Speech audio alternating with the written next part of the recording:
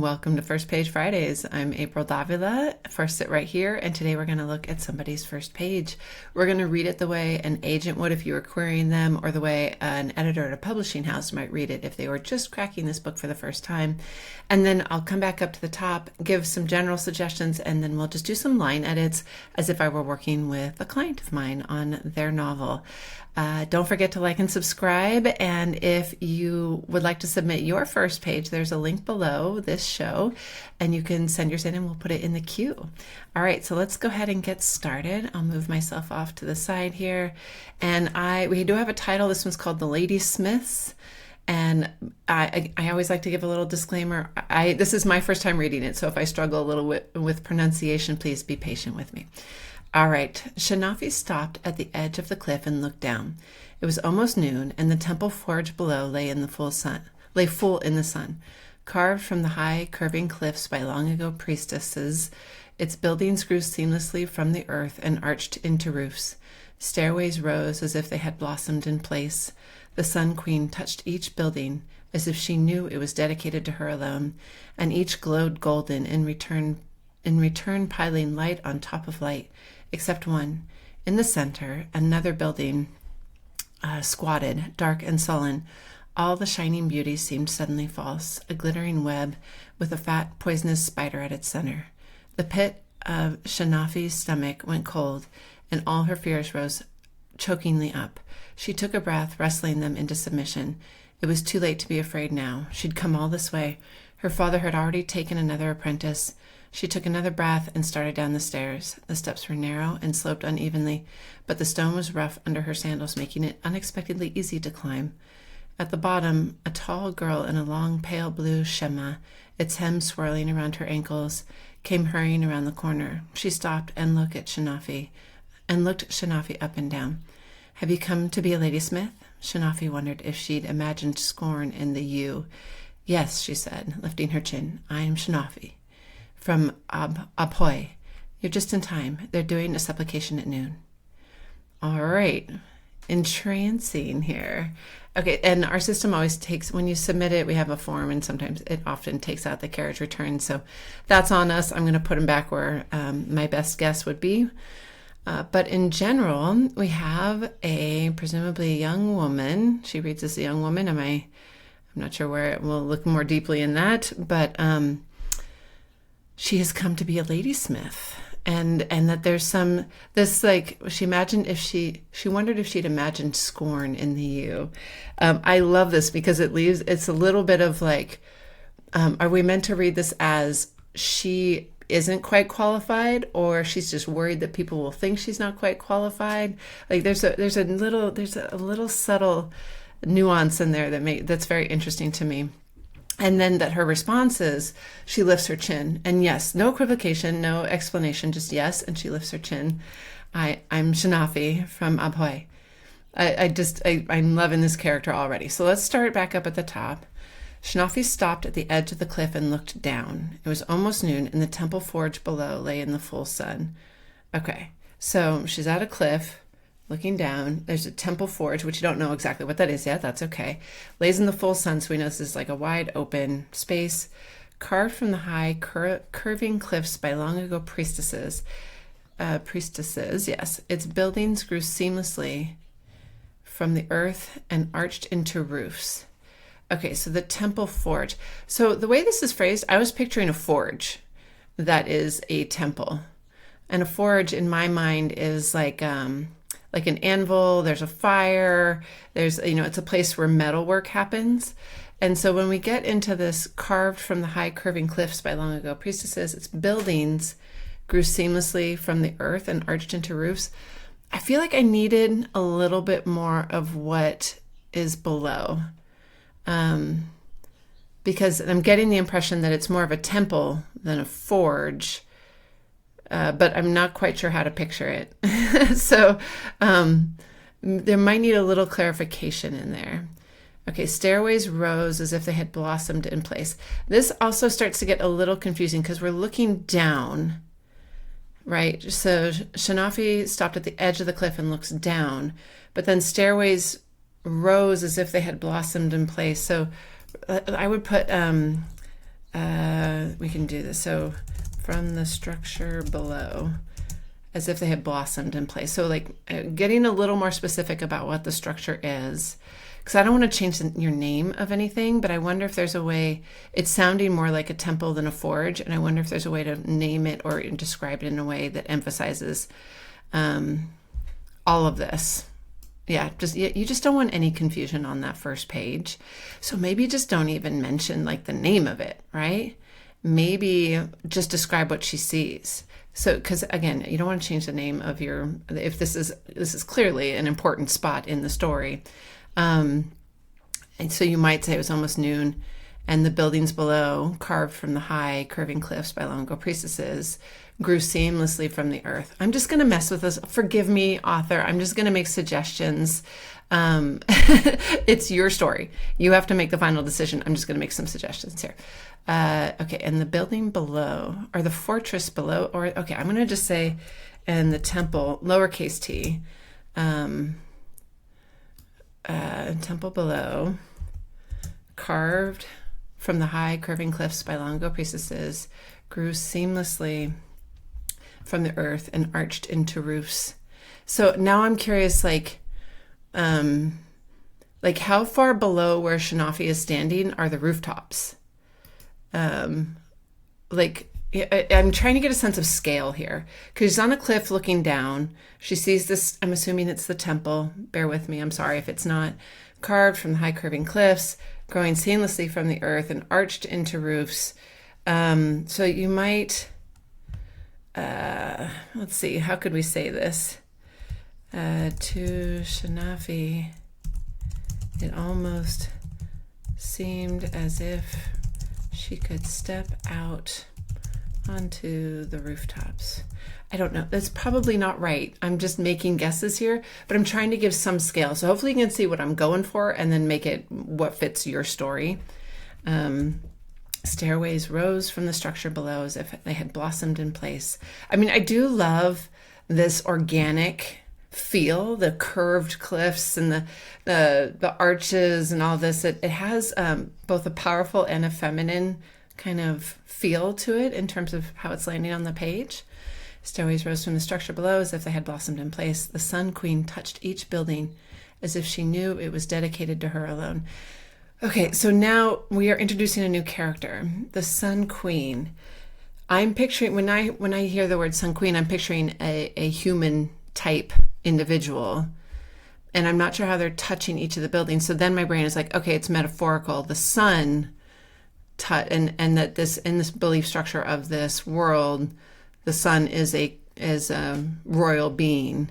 But I wonder, it comes across a little confusing because my brain has to adjust from the Sun Queen as an individual to more of a metaphorical she who can actually touch each of the buildings.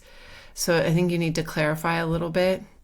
And I'm hesitant to like jump in and hack at it because you have a specific vision, but just know that it's a little confusing whether she's a real person or that the sun is considered royal. Okay, we'll roll with it for now. The Sun Queen touched each building as if, I wonder if you could say, I can't help myself. The rays of the Sun Queen. I'm going to say the rays, right? Touched each building as if she knew, and I think you could leave it she, if they're her being, I don't know, you could play with it a little bit. She knew it was dedicated to her alone. And each of the buildings is not an it. And she touched each building as if she knew they were dedicated to her alone. Let's do, they were dedicated to her alone.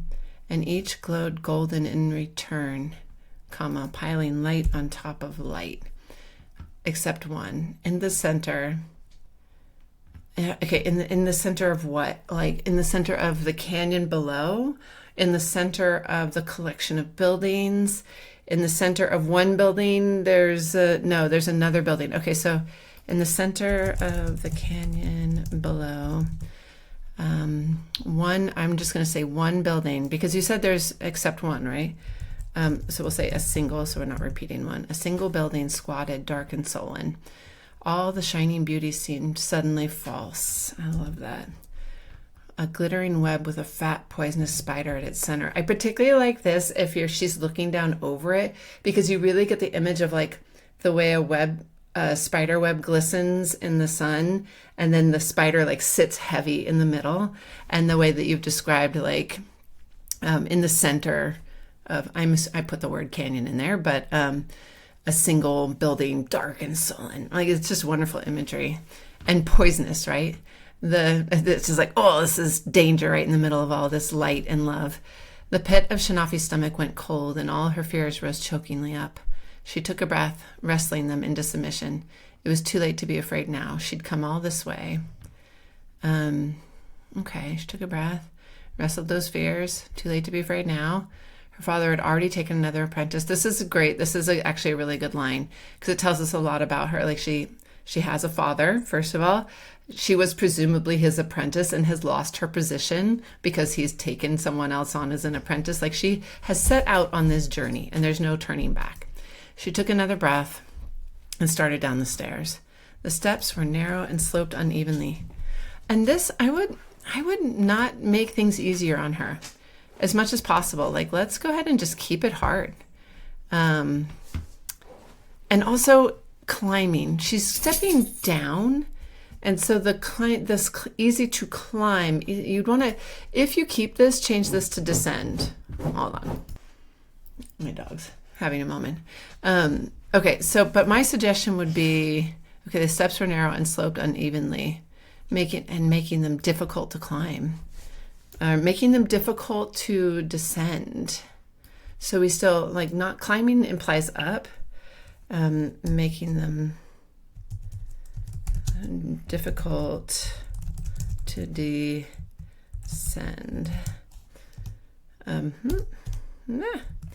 Making them difficult.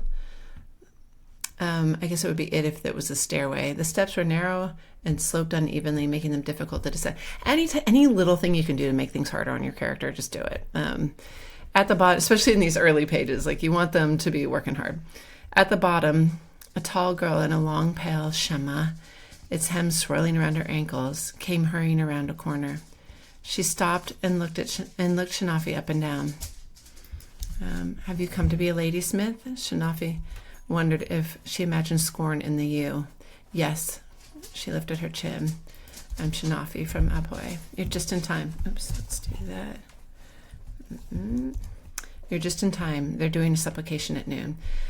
You might, making them difficult to descend, give us like one more observation on the way down. Or maybe you like spread this out a little bit. So she stops at the edge. It seemed like she could almost step on the rooftops. All right. No, we don't. I was going to say you could just move, like, have her start on the steps, like just have her start walking, and then have this exploration of like that dark pit right in the middle. But I don't know. There's something to be said for her pausing up at the top, right?